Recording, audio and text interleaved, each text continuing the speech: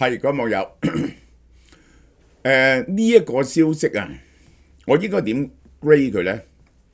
係過去嗰30年來世界歷史嘅轉折點嘅其中最重要嘅一點之一。我哋過去嗰個我都話啦，我係經歷咗60年嘅太平日子啊，咁跟住，哇！出現個世界變局真係大到不得了。呢一個包括咗 Covid 啦，呢個係自從呢個西班牙流感以來最大嘅流行病，搞到全世界都要封城咁滯。俄烏戰爭啦，咁大嘅地面戰爭呢，我哋真係未見過，呢個真係。然後呢一單嘢，呢一個中國同美國脫鈎，幾乎係徹底脫鈎。咁就我要講下對雙方嘅傷害性，同埋仲有乜嘢？既然去到呢一步呢，就乜都可以做噶啦，已經無所顧忌噶啦。雙方仲揸住咩牌呢？嚇，貝森特話中國只係揸住個二仔底，中國仲有乜嘢牌可以打？美國仲有咩牌可以打？好危險噶，大家要聽住呢個係。好啦，嗱，呢個芒果咧好受歡迎喎，日日都好多人買嚇。咁就係泰國皇室芒果啦，我都話嗰個肉好細嫩，好甜，係甜過日本太陽之子21度。呢個係樹上熟嘅飛機嚟嘅，係唔同嘅，同你漚熟嗰啲係超厚肉，纖維細滑啊！呢一個咧有花香味嘅，最早4月29號可以攞喎。呢個咁快啲訂咯，呢個就係嚇。嗱，包你換㗎嚇，嚟到你揀過啲芒果，如果有邊隻唔中意嘅，我開箱換俾你。講呢個458蚊，388蚊啫。芒果就真係1年食1個月嘅啫，原來真係。愛文芒遲啲啊，5月23號你都可以預訂，呢個就係好大個呢隻嘢，每3公斤4至6個喎。呢個超級大果，呢個就係中果嚟嘅，呢個就係中國到咗晏晝12點鐘美國時間，冇撤回對美國嘅反制關稅，星期3起對中國徵收104% 關稅，104% 關稅，冇辦法做生意啦，但依然有啲生意會做嘅，短期內，我話俾你聽，有3個月基本上係冇生意做，而有3個月咧就喺度搜索緊有乜嘢取代啊嗰啲供應鏈嘅整頓，然後終於都係會做一啲生意。我諗剩翻咁高關稅，都仲有30%生意剩翻到啦，大約係。好啦，嗱呢個 Donald Trump 早日已經 warn 咗噶啦，佢就話。中國徵翻34個關稅，呢個呢就係超級咁高嘅，以前已經高。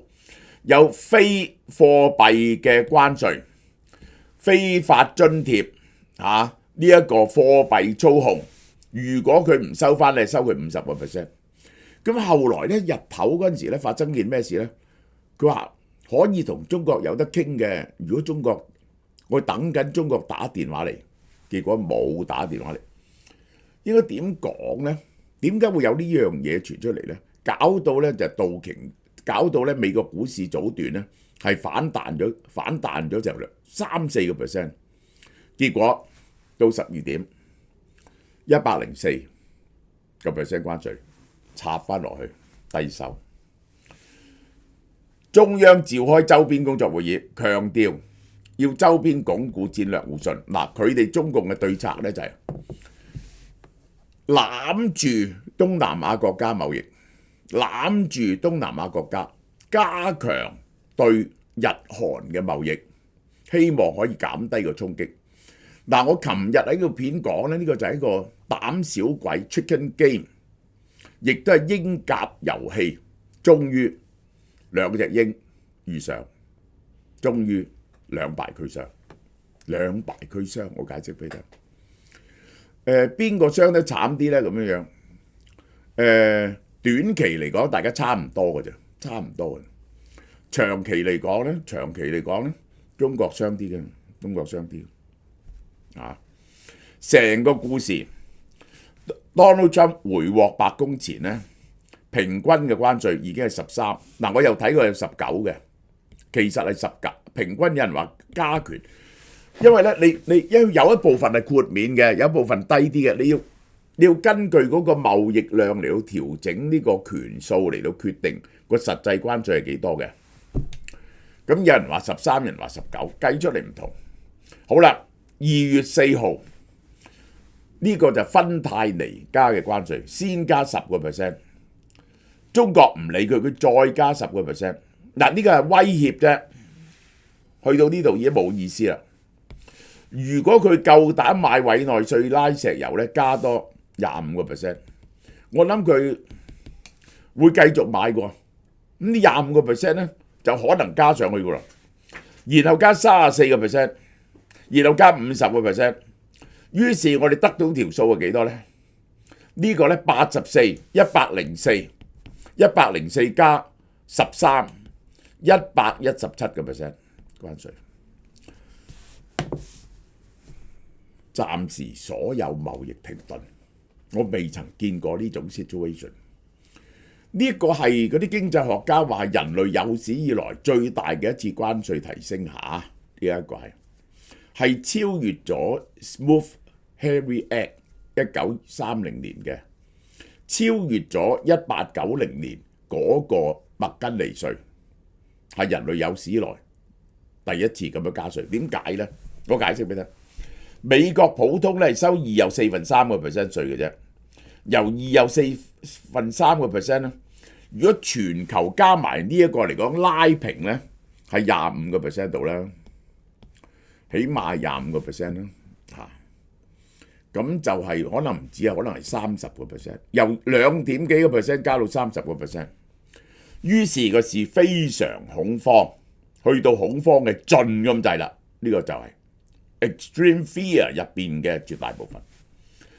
結果咧，今日恒生指數冇跌喎，臨尾仲抽升少少添。本來咧開嗰時咧19200嘅，托翻上嚟。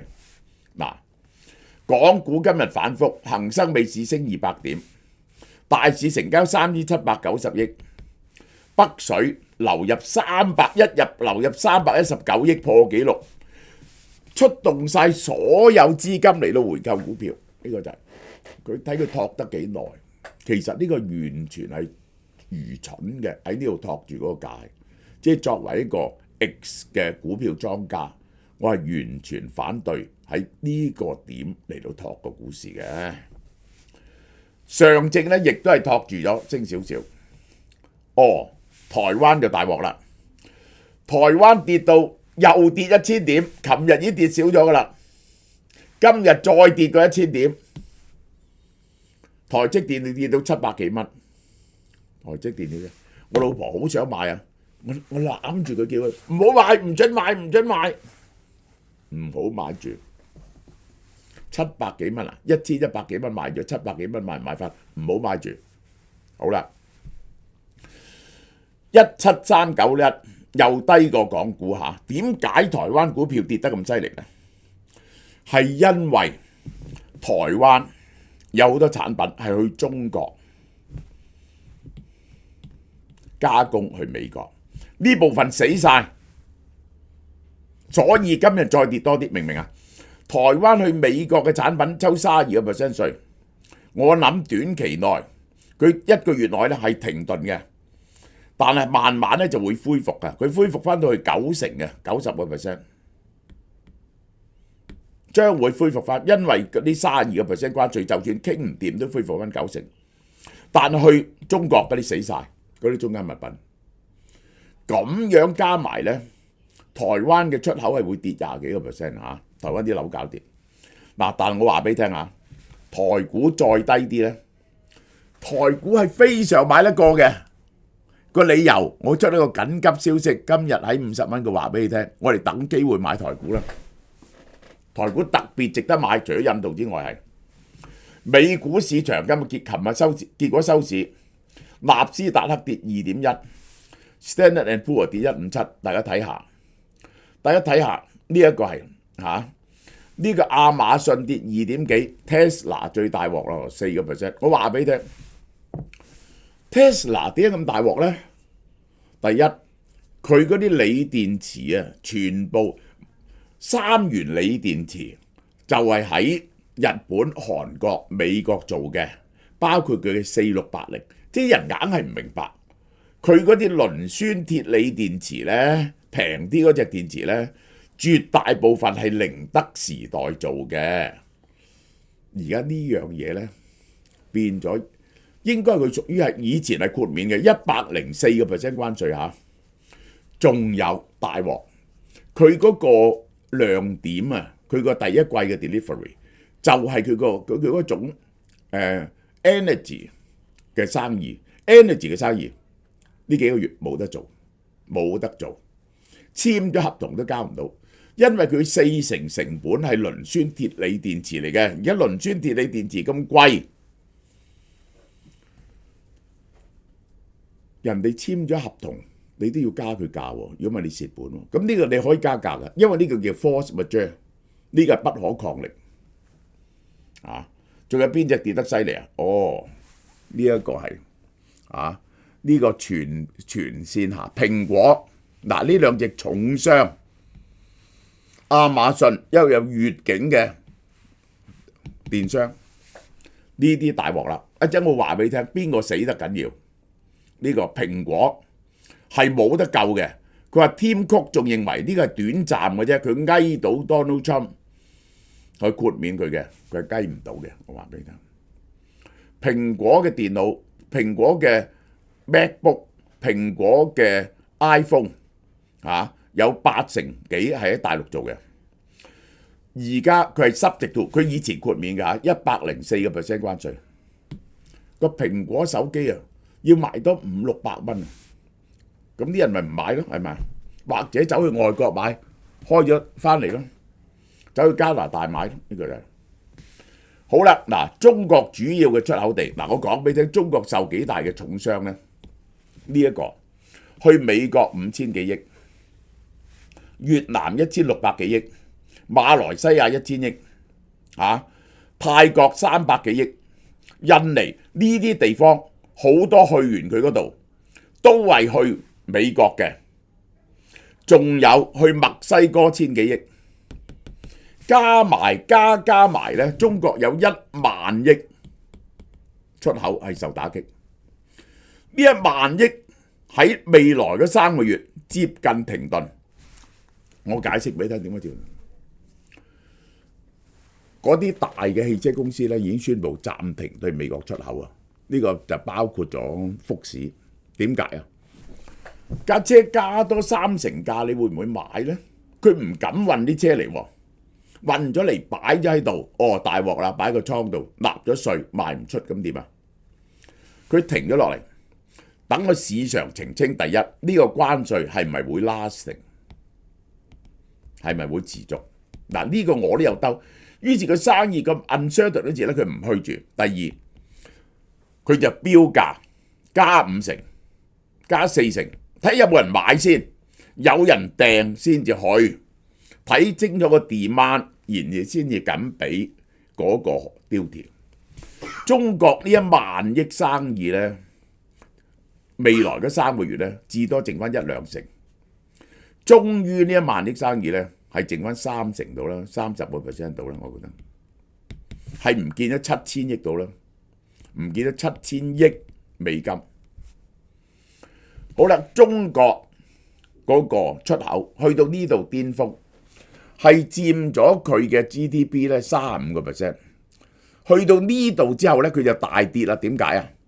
因為佢用咗基建同埋起樓嚟到增長內部嘅消費，所以去到而家咧係20%。嗱，你要咁計喎，佢總共出口幾多錢咧？35000億，我估計唔見咗 20%， 唔見咗 20%， 係7000億。20% of 20% 係4%， 即係中國 GDP 係會唔見咗4%。呢個咧係未計佢嘅日出效應，未計佢嘅效應。日出效應大鑊咯！即係點講咧？中國咧係有9000萬人係從事呢個9000萬人係做出口生意嘅，唔見咗20%，有2000萬人失業。呢2000萬人失業，鋪頭執笠，於是個消費更加疲弱。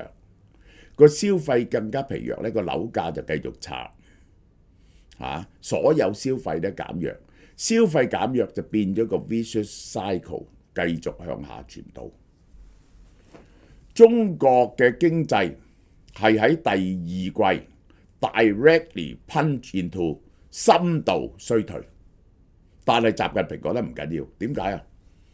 佢控制晒整個社會，中國係可以忍得住呢個痛嘅。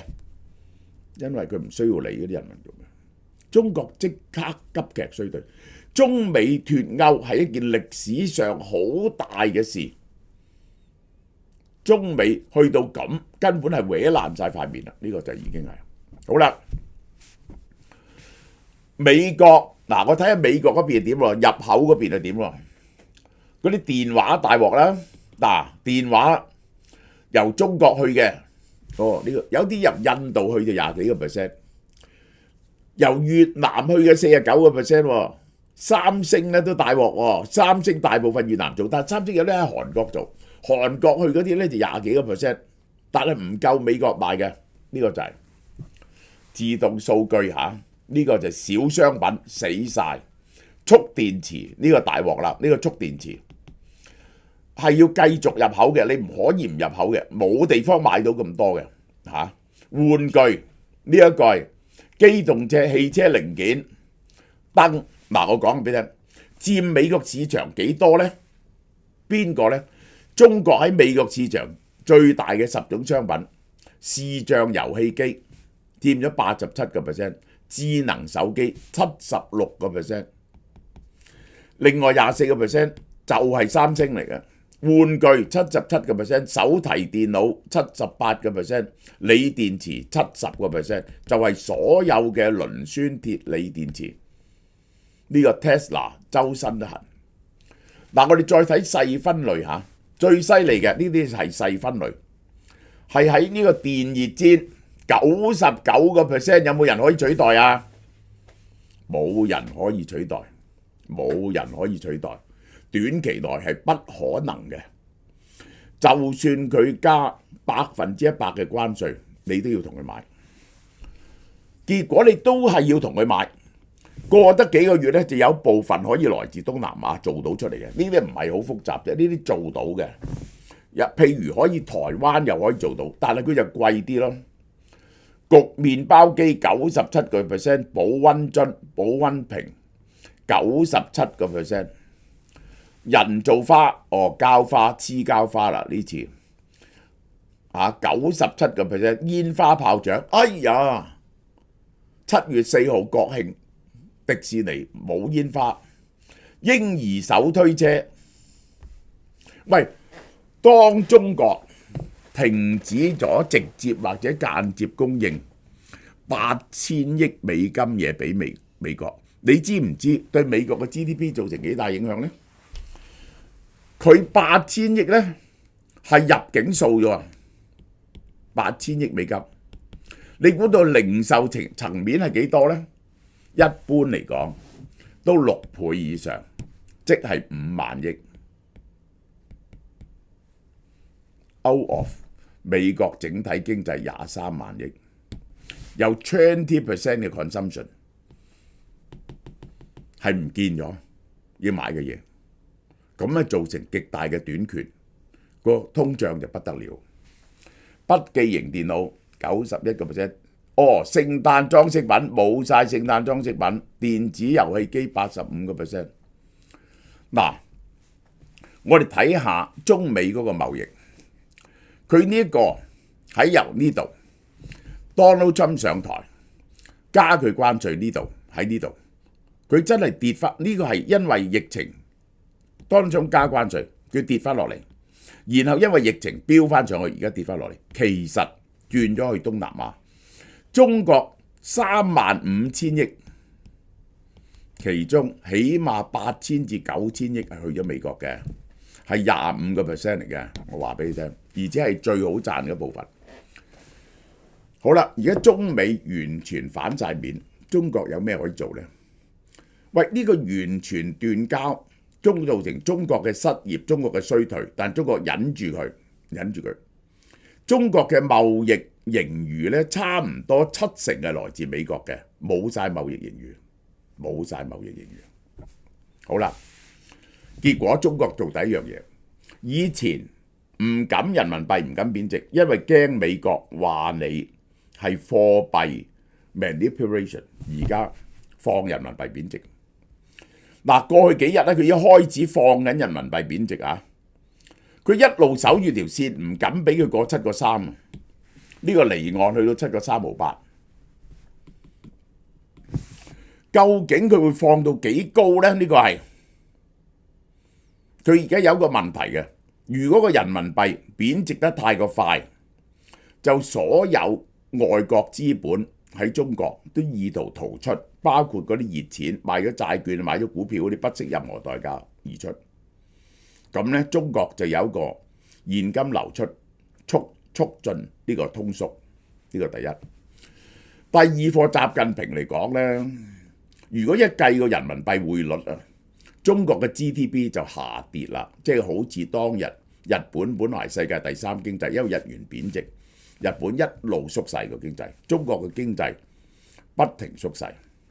嗱，大家睇下短期咧，呢個2014年到而家呢，佢曾經喺呢個時間係去到7.2嘅呢個時間，我記得呢個時間係6蚊嘅。2014年人民幣最高嗰陣時係6蚊，1蚊對6蚊，去到呢度呢係去到7.2毫幾，所以佢一路守住唔過3蚊，而家突破咗7.3。佢究竟去到幾多呢？嗱，我知道中國嘅做嘢方法呢，唔想一次過貶值，好可能慢慢貶值，貶到7.5。我認為有啲人咧認為貶到7.8，同港元並行。更加有啲悲觀嘅人認為8幾啦。咁當然咧，我認為最好就唔好啦。呢個一次過解決所有問題就貶到呢個12蚊。咁咧就中國嘅 over leverage 問題都解決咗啦。呢個喺經濟學嚟講，但係短期內係有個通脹，但係嗰啲債務問題咧就解決晒。呢個係嚇。咁但係中國而家一貶值咧，其實咧中國產品貶幾個 percent 係去唔到美國嘅喎。咁結果係點啊？結果因為中國產品平，繼續大量流去其他國家，其他國家就會起個水閘閘住中國啲產品，又同其他國家發生貿易爭執。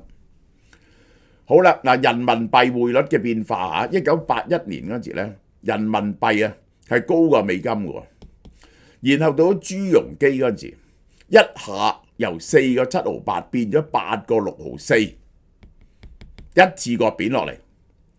你諗下朱鎔基幾大魄力嘅，由4.758貶到8.664，然後咧佢慢慢 pick up 啦，最高咧2014年係對6嘅，呢個時候對6，然後咧佢就升翻轉頭，而家咧係7.358，大家估下佢會去到幾多？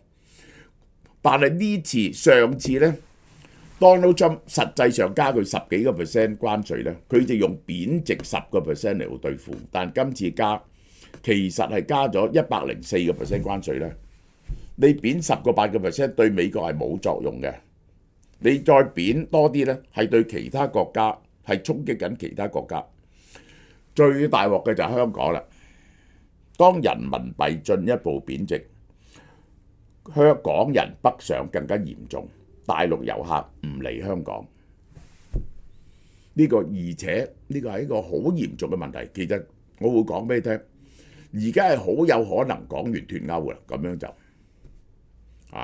大家睇下中國用第二招，Donald Trump嘅關稅推出，嗰個腰一路跌，忽然之間飆翻上嚟，點解啊？忽然一飆就點解？大家諗下，大陸喺度掟緊美國國債，而家係大陸大幅度掟緊。因為佢係而家一定要掟晒啲國債，7500億美金嘅國債，因為佢唔敢揸啲國債，因為如果雙方衝突繼續升級，美國可能凍結佢啲國債喎，所以佢喺度掟緊啲國債，不惜任何代價掟緊啲國債。好啦，邊個而家大陸一招人民幣貶值，一招就係呢一個掟國債，仲有一招對付美國喺中國做生意嘅公司。邊個喺中國賺得最多錢咧？蘋果唔止係賺緊100億美金，賺緊112億美金啦。Nvidia 賺緊780億嘅，佢呢個唔準嘅。Nvidia 賺緊780億，蘋果賺緊100幾億。而蘋果最大鑊嘅就係80%嘅 production 喺中國，呢個掹唔翻出嚟成個產業鏈。Tesla 賺30-40億喺中國賣車，但係唔係中國40幾個 percent 係佔咗佢嘅 sales 嘅40個 percent， 佔咗佢產能嘅45個 percent。麥當勞第三個賺錢嘅，可口可樂、Pepsi Cola 呢啲地方呢啲國家全呢啲廠。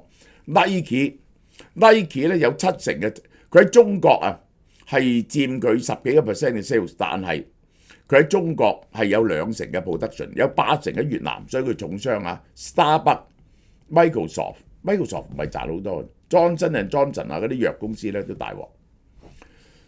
好啦，香港係收同樣嘅關稅，香港呢次大鑊。林健鋒今朝喺電台節目話美國大石砸死蟹，係啊，當日大陸恰足香港，咪大陸大石砸死蟹，好嬲好憤怒，唔使啦，佢喺大陸啲生意冚家產啦。